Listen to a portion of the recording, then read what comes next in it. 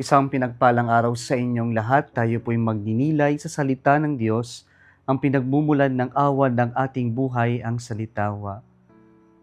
We are coming to the end of our Easter celebration, and our readings today prepare us for our celebration of the Pentecost, the sending of the Holy Spirit to the church, to all of us. Sa ating mga pagbasa ngayon, pinupunto ang kahalagahan ng pagbibigay saksi, our testimony. Sa ating unang pagbasa ngayon, si San Pablo ay nagbigay patotoo na siya ay isinugo ng Diyos sa kabila ng mayroong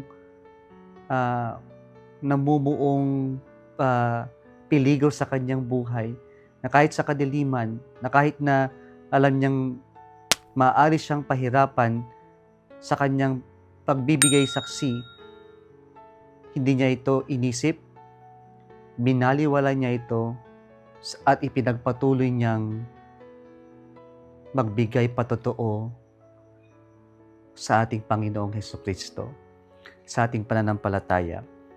Sa ating ebanghelyo ngayon, minanggit dito yung beloved disciple.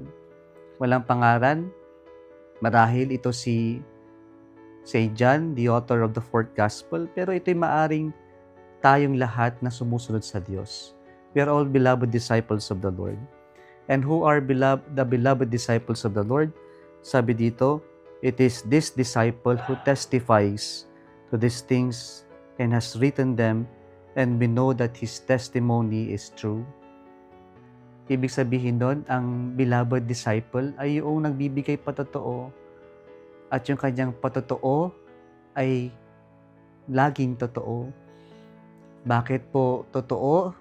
Sapagkat yung testimony na ito ay base sa relasyon, sa isang malalim na relasyon sa ating Panginoon. And so we cannot be these beloved disciples of the Lord, we cannot give testimony if we do not have a deep relationship with the Lord. And so, my dear brothers and sisters, as we coming to the end of our Easter celebration, Easter season, our readings today remind us that we are called and we are also sent to give testimony, to share to other people our relationship with God. Sana ibahagi natin kung gaano naging mabuti ang Diyos sa buhay natin yan. And we can transform our world into a better place.